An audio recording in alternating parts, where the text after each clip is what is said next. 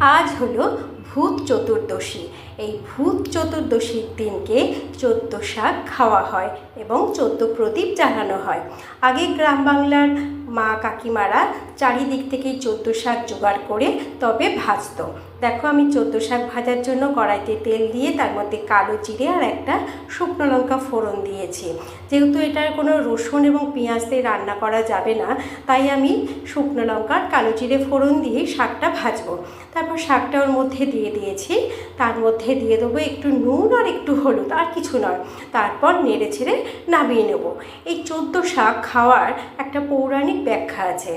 মনে করা হয় এই ভূত চতুর্দশীর দিনকে সমস্ত অশুভ আত্মারা আমাদের মর্তে নেমে আসে।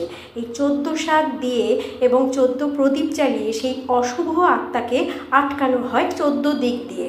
তাই এই আজকের দিনে 14 শাক খাওয়া হয় এবং 14 প্রদীপ জ্বালানো হয়। কিন্তু এই 14 শাক খাওয়া কিন্তু শরীরের পক্ষে খুব ভালো। 14 রকম শাক পাওয়াই যায় না প্রায়, এবং খাওয়াই হয় না। তাই আজকের দিনে 14 রকম শাক জোগাড় করে আমরা খাই এবং শরীরকেও সুরক্ষা দিই। যেহেতু শীত আসছে, শীত পড়বে, শরীরকেও সুস্থ রাখতে হবে, আর শাক খাওয়া শরীরের পক্ষে খুবই ভালো। সেই জন্য এই আজকের দিনে 14 শাক খাওয়া হয়। এটা হলো আমার ব্যাখ্যা। জানি না এটা সবাই কি মনে করে, তবে 14 শাক খাওয়ার এটাই নিয়ম মনে হয়।